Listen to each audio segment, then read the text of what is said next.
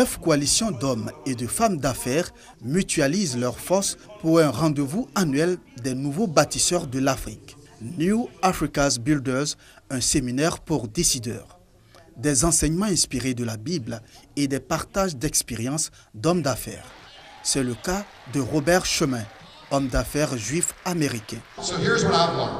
Voilà ce que j'ai appris. Première chose, je n'avais pas de maison, je vivais dans la rue quand j'avais 15 ans. J'étais l'enfant de la rue. J'avais $1 par jour. En Amérique, c'est rien. Je sais ce que ça veut dire de ne pas avoir une maison, un toit. C'est ce qu'on m'enseignait à propos de l'argent. Qui vous a enseigné à propos de l'argent? La première chose qu'on m'a enseigné, l'argent est mauvais. À sa suite, Jean-Marc Yassé, le maire de la commune de Cocody, a tenu en haleine l'Assemblée en relatant son parcours d'homme d'affaires. Il est félicité à sa sortie par son homologue de Vavois, Bonaventure Kalou. C'est une fierté et puis je félicite le grand frère aussi. Je suis, même si je suis maire de Vavois, je suis un administré du maire Yassé. Donc voilà, c'est une fierté et on essaie de marcher dans ses pas, hein, de faire peut-être pas de Vavois un Cocody, mais un petit Cocody. Voilà, et c'est possible. C'est possible. Avec la volonté. Voilà. New Africa's Builders a marqué les esprits des participants. Le changement de mentalité, expérimenter Dieu, on n'est plus autant de la théorie, on est autant de l'action. Il faut passer à l'action. Des masterclass et des B2B vont clôturer ce séminaire de formation.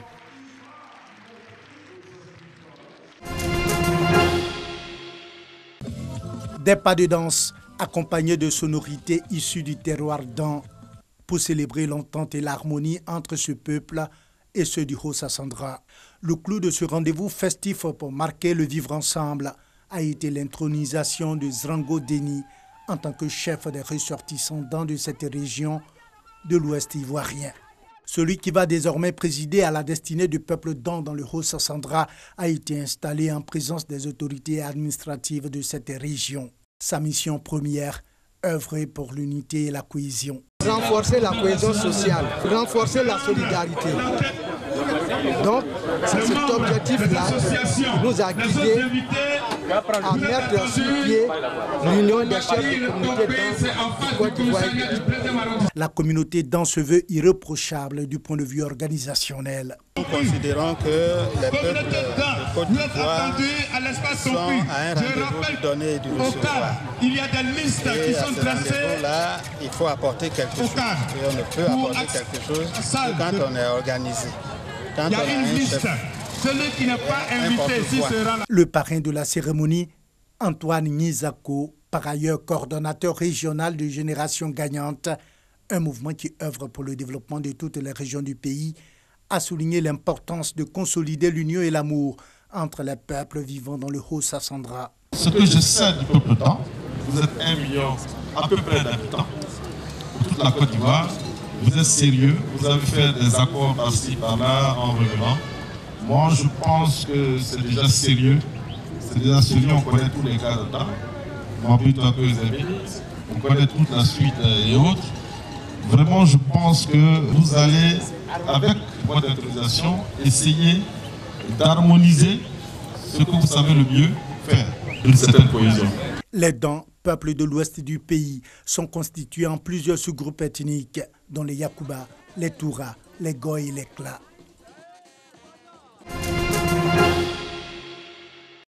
Unité, cohésion et intégration étaient les maîtres mots de la cérémonie marquant le 3e sommet de l'Afrique pour la paix. Des valeurs prônées par le docteur Akja Hamoun, cofondatrice de la Fédération pour la paix universelle, une alliance internationale résolue à bâtir un monde de paix auquel adhère le chef de l'exécutif nigérien.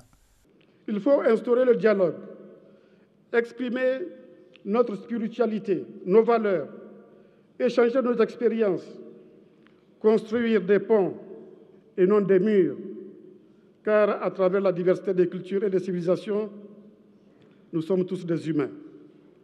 Chaque culture ou chaque civilisation contient ses vertus, ses savoirs, ses illusions, ses superstitions. Il faut avoir l'esprit ouvert à toutes les sagesses du patrimoine de l'humanité. Le thème de cette rencontre, construire une Afrique pacifique et prospère centrée sur des valeurs universelles, n'est pas fortuit. Selon le docteur Akja Hamoun, l'absence de guerre, de terrorisme et de toute autre forme de violence permettrait au continent de consolider son essor et d'arpenter ainsi le chemin menant à la concrétisation des idéaux de paix, une vertu qui prend son ancrage dans la famille.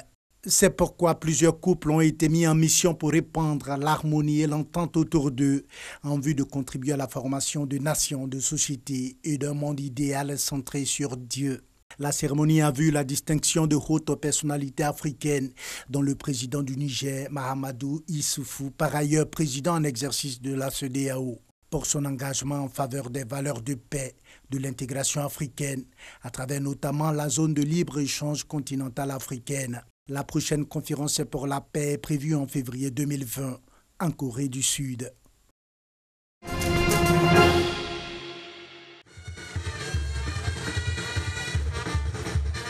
Fin de la Bissa ce samedi 30 novembre 2019. À partir de 21h, c'est la cérémonie de procession de fin de la période de la Bissa. Dimanche à 2h du matin, c'est le Oudoulé, où la cérémonie de le revoir a affranchi la divinité du pardon de la Bissa. Une cérémonie qui se déroule hors caméra jusqu'au renversement des tam-tams, suivie de la cérémonie de purification du peuple. Bain de purification aussi du roi. Le départ pour la cérémonie du Bouakezo a lieu autour de 8h. Il est de retour vers 11h. Sa Majesté Amontanoé a été purifié à la suite de son bain annuel. Il peut rentrer dans le nouvel an sans souillure.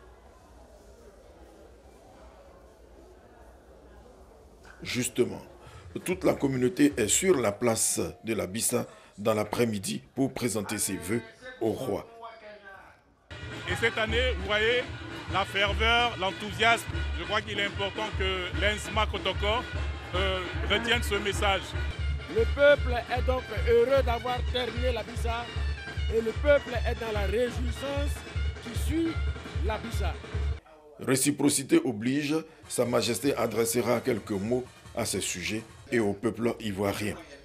Le roi et son peuple se sont parlé ce dimanche.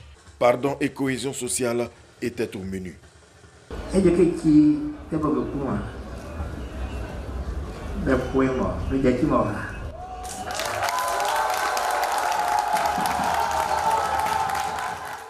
L'entente est revenue et l'an prochain, nous sommes persuadés que tout le peuple Nzema sera réuni à cette place-ci pour célébrer encore une fois son Bissa.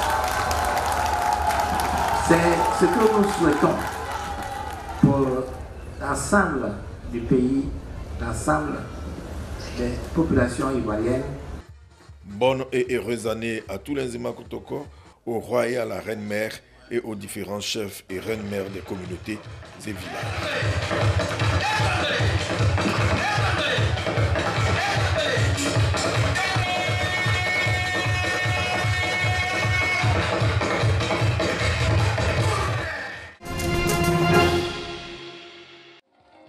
Joie, communion et prière, près de 5000 bouddhistes venus de toutes les régions de la Côte d'Ivoire ont fait le plein de la Bourse du Travail de Treichville pour le 89e anniversaire de la communauté bouddhiste de Côte d'Ivoire regroupée au sein de la Soka Gakkai.